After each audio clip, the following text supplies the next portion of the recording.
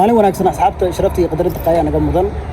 waxaad leenahay ku soo dhawaada janaalka Cabdulle Falogis waa mar kale iyo barnaamij cusub iyo muuqaal cusub fadlan markii muuqaalku soo gaaro like iyo subscribe iyo comment kulliba ii saar muuqaal qurux badan ayaa idin soo dayn doona ila socda asxaabi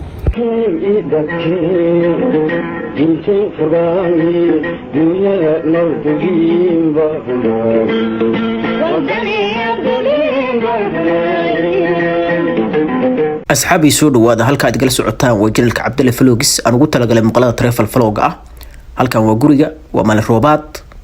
gobolkan Imbaali aad iyo aad Europe ugu badan yahay tanana waa sabuuradii waxbarashada ee macalinka hoomka halkan waa xaafada in badan waxa kaga muuqanaya roobku maalin yoomi uu daaya sida maaragtay wuxuu kamid yahay daily life-ka bartu waa iska dhacaysaa waa meel aad u qabow aadna ugu fiican waxbarashada iyo nolosha kale inta badan ardayda Soomaaliyeed ee ku sugan wadanka Uganda ay soo aadaan waxbarashada halkan waa biyo dhici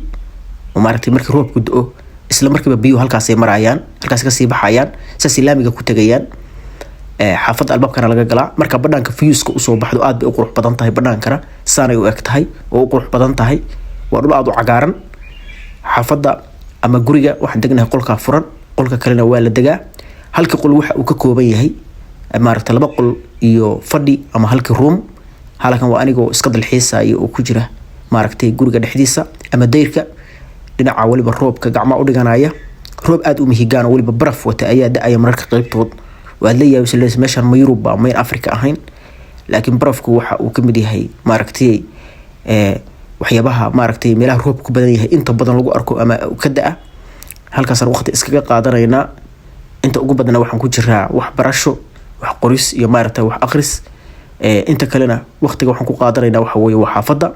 fiiska guud ee oogada ama cirka markaa fiiriso saas ayay daruurta u saaran tahay bartuna saas uga daysa dagaankuna oo waa cagaar aad buu green u yahay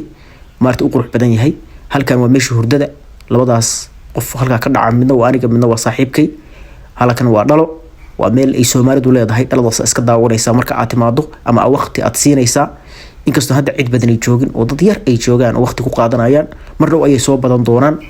dhalada marka daawato information-ka iyo wax adduunka ka jira iyo waxa ka dhacaya sababtaas wax keenay meeshan aad iyo internet-ku ugu xun yahay oo maartay daciif ugu yahay